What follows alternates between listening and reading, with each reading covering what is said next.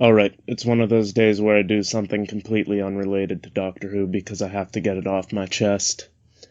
A lot of the 80s Jim Henson stuff was a large part of my early childhood. At one point, my favorite show, alongside Doctor Who, was Fraggle Rock, which I watched avidly, and I'm sad to say this, until about 10 when I finally had watched the entire show. My grandmother had copies of each Muppet movie from that decade as well, but perhaps the thing that is most deeply rooted in my subconscious mind is the movie The Dark Crystal. The Dark Crystal is a movie I have an odd relationship with. I love it to bits, but I go long periods of time forgetting about it and not ever caring about it.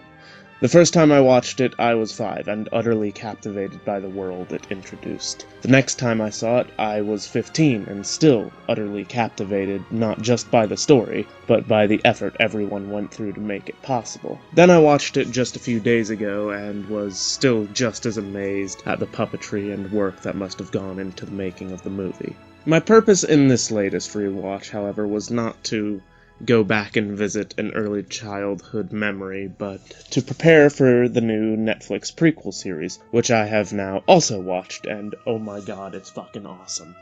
The story is the first thing I want to commend this series on. Often with prequels, things are retconned or don't match up with the finished product. This isn't the case here. Everything is kept true to the original backstory while simultaneously expanding on it in a fun and exciting way. Another positive is the characters. The characters who were in the original movie are here, and the people playing them have the vocals and movements of the puppets down to a T. Two of my personal favorite standout characters are Skeksis and Skektek, or the Skeksis Chamberlain and Scientist. Mark Hamill offers a downright chilling performance as the Scientist, which stays true to the original character, and Simon Pegg not only manages to sound exactly like the actor who voiced the Chamberlain the first time, but also gives him a more menacing presence. The new characters I find are a mixed bag, however. Deet and Hop are really fun to follow around. In fact, I'd say Deet is my favorite, and I like the arc Rianne goes on, but then you have characters like the Maudras of the Gelfling clans who are just unbearable. Like,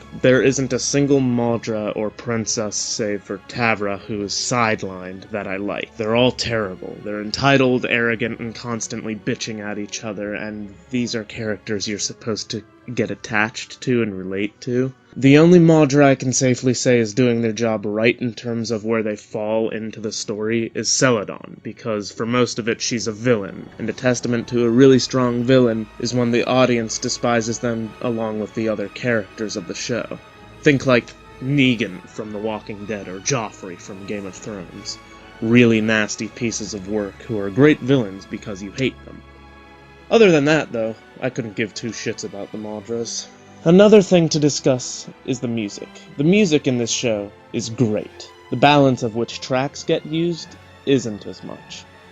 There's one track in particular that springs to mind. It's the end credits theme, which starts playing any time any of the good guys do anything, and after a while, it becomes really overbearing. It's like I Am the Doctor from Doctor Who. It's so overplayed and none of the other tracks really get a chance to shine. It's really a shame because I've listened to the soundtrack to the show on its own, and the music is really nicely put together.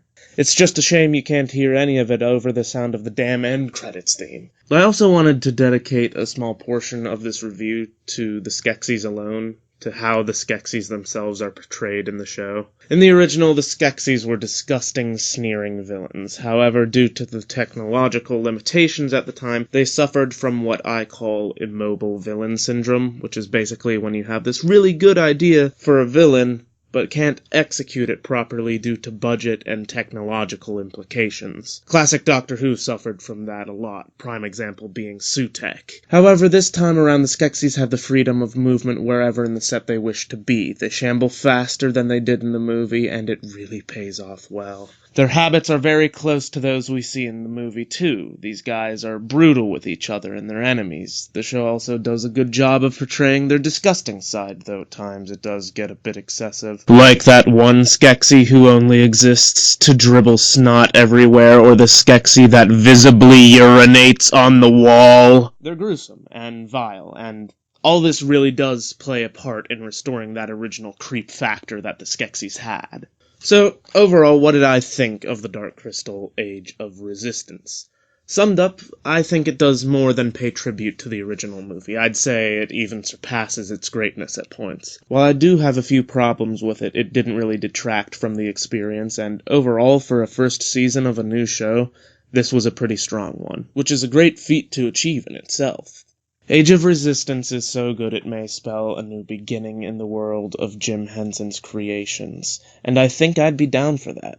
At present, it hasn't been confirmed if they'll be doing a second series. I think and hope they will. But until then, that's it from me on the Dark Crystal. Till next time, bye-bye.